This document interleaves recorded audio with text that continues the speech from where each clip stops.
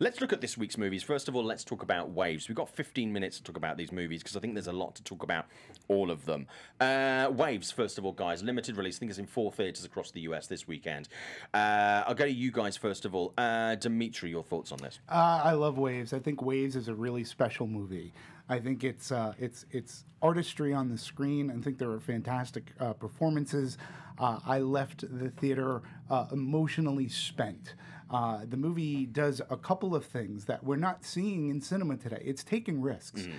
And it takes a major risk that hasn't been done that I can recall theatrically for a very long time. And I can't even use the reference because I don't want to give anything away to this movie. But from a cinema standpoint, I would suggest you see the movie on the biggest screen possible because it also plays around with aspect ratios. And I'm not giving anything away. That's not a spoiler. It's something that I really encourage you that if you go see it to try to notice because it's done purposefully, subtly.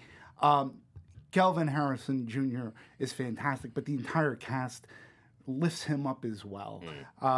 Again, it's a very heavy emotional movie. Yeah. It runs a little long, I will say. That is my one critique. But by the end of it all, man, oh Manischewitz, I was just emotionally drained and spent throughout the entire journey.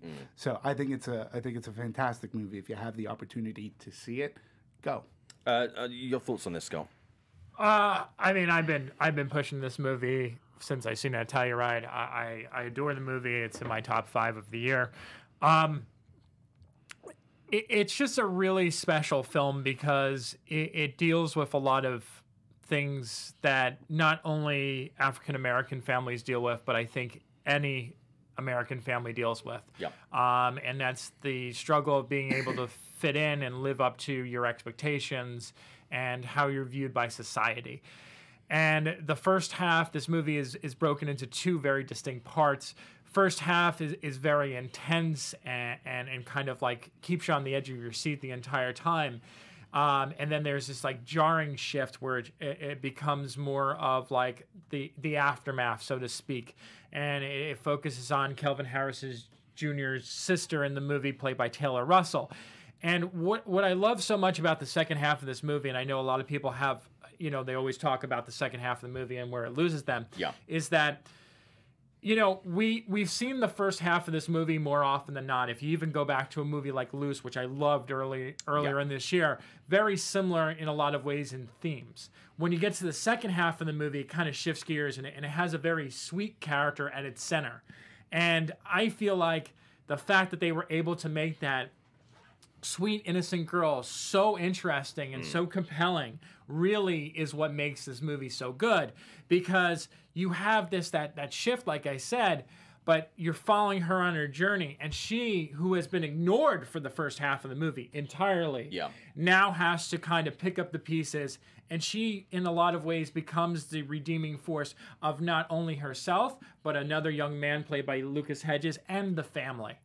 And I just think that the way that it's brought together, complete with the aspect ratios, makes it so emotionally powerful and important. And I think it's a universal story if people bother to sit through it. And I think really think about it. And bothering to sit through it is a big thing, because I agree with Dimitri. For me, it was overlong. I mean, it's only a 2-hour movie, but it felt 2.5 to 2:40.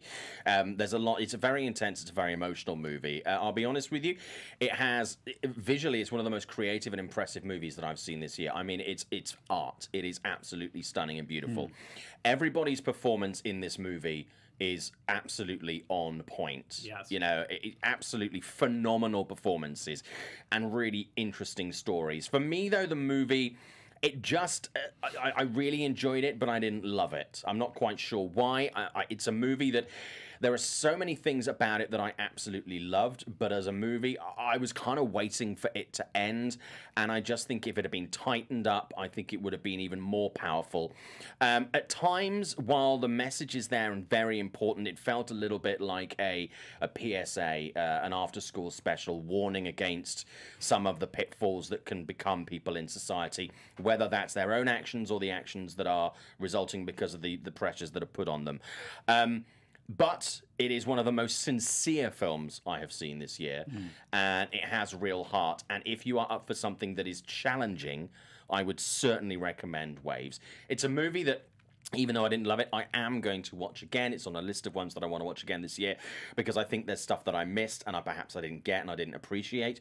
I really want to go back and visit it, but it is a powerful and impressive piece of cinema. And this is art. I mean, it's brilliantly creative. And I sat there wondering when some of the shots, I'm like, how the fuck did they manage to do that? There's some really magical cinema in this. He used the movie screen as a canvas. It's Really just was beautiful. It's like an installation. I'd go and see it like, LACMA or MoMA or something like that. I mean, it's really powerful, incredible. And I don't mean it in a pretentious way either. No, absolutely.